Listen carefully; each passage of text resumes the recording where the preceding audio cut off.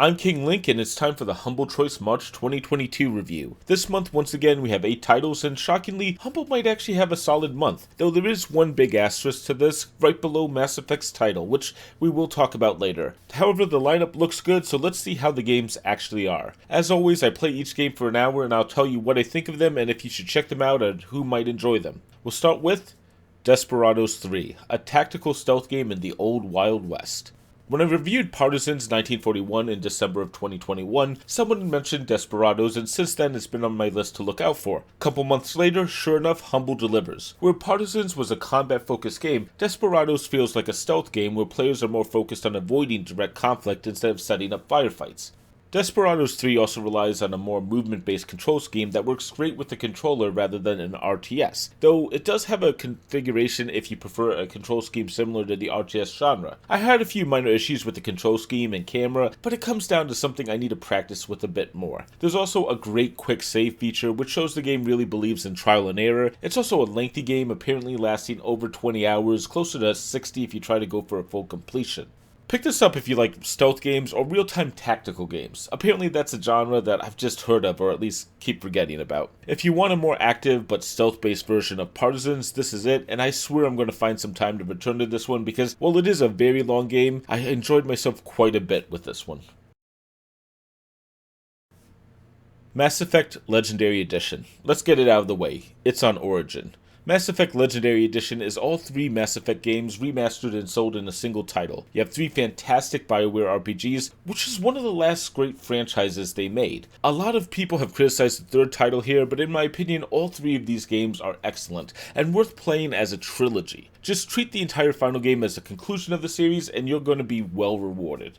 At the same time, I have 2 issues with this collection. The first is that this isn't the most amazing remaster. The graphics really look like they're around the level of Mass Effect 3, which came out 9 years previous. It's not awful, mind you, but it could have been better. Second, and more important, this is an Origin key, which means you're on EA's platform. While the EA app is better than Origin, it's not great, slightly below Epic Game Store in my opinion. This doesn't hurt the game itself, but a lack of achievements in a unified library is a reasonable complaint. Pick this up though if you want to play any or all of the great Mass Effect games, well obviously excluding Andromeda there, and if you're willing to own it on Origin. While I do have issues with the Legendary Edition, there's no question, this is the current definitive edition and the only one that should be played for the entire series now. Nickelodeon All-Star Brawl. Now this is my nostalgia.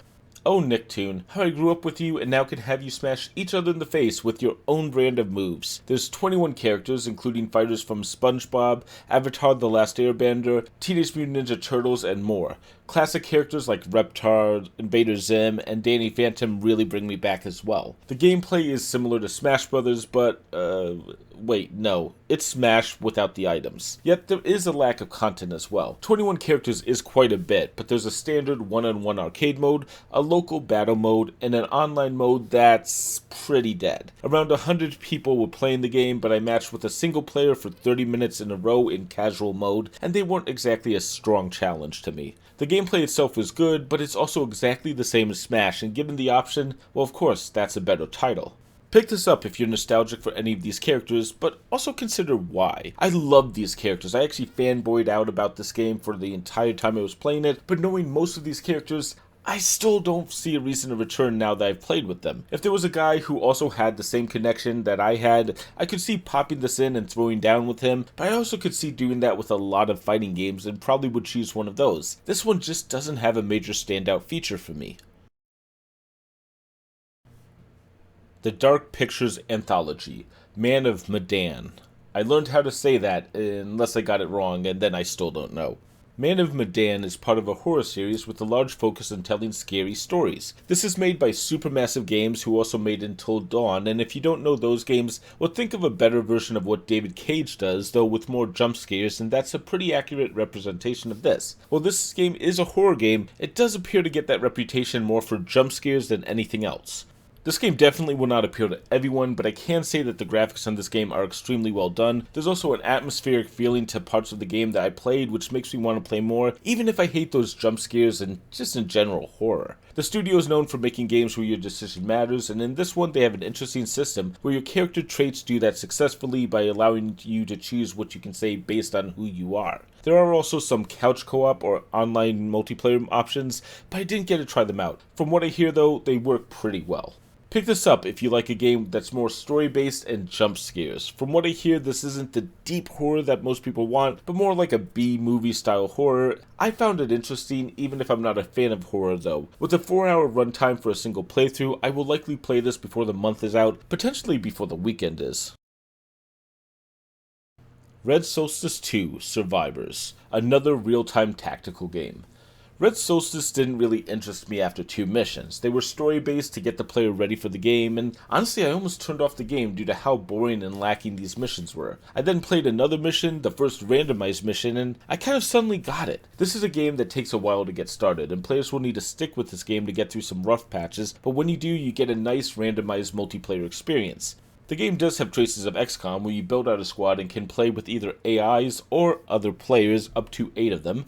This is a game that players can put like 100 hours in, but honestly, I'd probably find something else. The UI holds back a lot of this game, and there are some bizarre choices, like adding the WASD keys to move the character around, but the game really isn't designed for that type of twin-stick shooter gameplay, and it's quite obvious. Oddly enough though, there's also barely any music during missions either. It's barren. Pick this up if you want more action than Desperado or have a group to play with. With 8 players and randomized missions, multiplayer is definitely what the game was designed for, but at the same time, I don't feel like returning to the game. If you're a huge fan of real-time tactics, you're going to like this, but almost everything I did resulted in a hold this position for 2 minutes mission. The number of times that was a mission really made me wonder if that's all the game had, but again, I was very early in this game. Nebuchadnezzar, a challenging resource manager. There's a lot of games where players take control of a city and have to build it up. They have to generate resources, and there's really only a few wrong moves. You just keep following the whims of your citizens, and you avoid making obvious mistakes. Nebuchadnezzar isn't that. While a lot of the game is resource management, this game feels more challenging and often feels like it's on the edge of a knife. A wrong move may have a cascading effect, destroying your entire city, rather than just being inefficient for a little bit. Players will have to learn how to avoid these wrong moves over time, but a large amount of it is micromanagement of your resources. If you have too much of A, or more likely not enough of B, suddenly some buildings might regress. But then that will also cause you to have fewer workers now, which means you might have even less resources, and before long everything will become a standstill. It's an interesting but challenging proposition. Pick this up if you're interested in a more challenging city builder. If you played Pharaoh or Caesar, this is very similar to those games, and the graphics are good, but those are also 20-year-old titles, so I'm really not sure how many people there are that are familiar with those titles. God, I'm really dating myself on those references. Police Stories, a mix between Door Kickers and Hotline Miami. Police Stories involves the player taking on the role of a police officer, and along with a partner, they clear rooms and take down criminals. It sounds simple and will sometimes look like Hotline Miami, especially when you shoot it out with a suspect. But what differentiates it is a scoring system that pushes the player to avoid just gunning down everyone and try to arrest everyone when possible.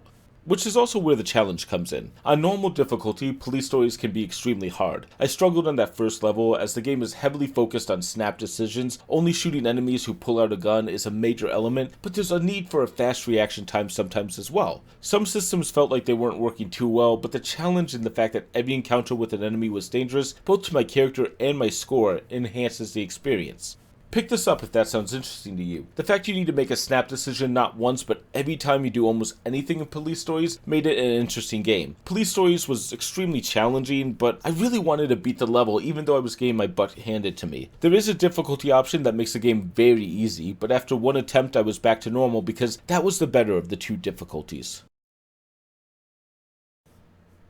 Evan's Remains, a solid puzzle game ruined by an overindulgent story.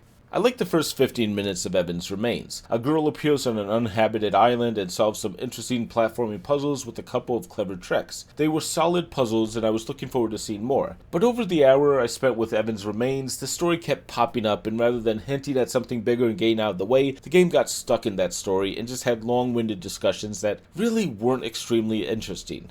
The thing is, Evans Remains has great puzzles, and I might return just to play the puzzles, but I'm at the point with the story that I could easily just skip it and read the synopsis online. In fact, I have, and I really don't think the story pays off, or at least I'm not willing to sit through all the scenes to let it take me where it wants me to go. Pick this up if you want a melodramatic story with some minor puzzle gameplay in it. You can skip the story or puzzles, but skipping either really takes away a lot of what the game is trying to do, and it might be better to play something else. As much as I enjoyed the clever puzzles, I probably won't return. And that's 8 games, and that's everything in this month's bundle. But before we talk about the bundle itself, well, let's get a bonus game. Oh, hey Unsighted, what's up? Unsighted, a mix between a top-down Metroidvania and a Zelda game.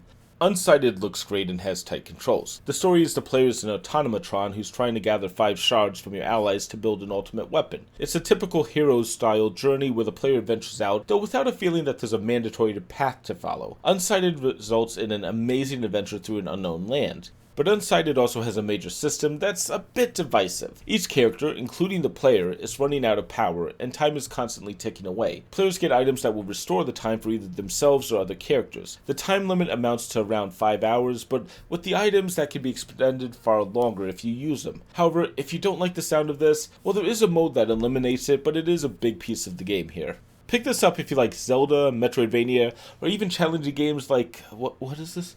Dark Souls? Did I pronounce that right? Yeah, this game can be quite challenging and you'll want to practice parrying, but it is a rather solid title and worth checking out if you're subscribed. It is also on Xbox Game Pass if you're interested. There is also Flynn, Son of Crimson, now in Humble Originals, which may be worth a look, and maybe, can't guarantee it, but maybe I'll check it out next month. Maybe something else will pop up that I want to cover more. I did, however, cover it in my Game Pass October 2021 review, Part 1. Also, Wotan is now on the Humble Trove. If this continues to grow at 1 game a month, that's a pretty solid add-on, though Snake Pass and Etherborn are leaving Humble Trove on March 11th. I really recommend checking out Snake Pass, that game's really fantastic. And with that, let's talk about the bundle itself. There was a leak that had most of the games listed here, and I honestly didn't believe it because the list sounded too good. Getting Desperadoes, Mass Effect, and Nickelodeon All-Star Brawl sounds great. Now that I played it, okay, I kind of get it a bit. Mass Effect is on Origin, yeah. Nickelodeon All-Stars is kind of dead online, and Desperadoes 3 is still exactly what I expected though.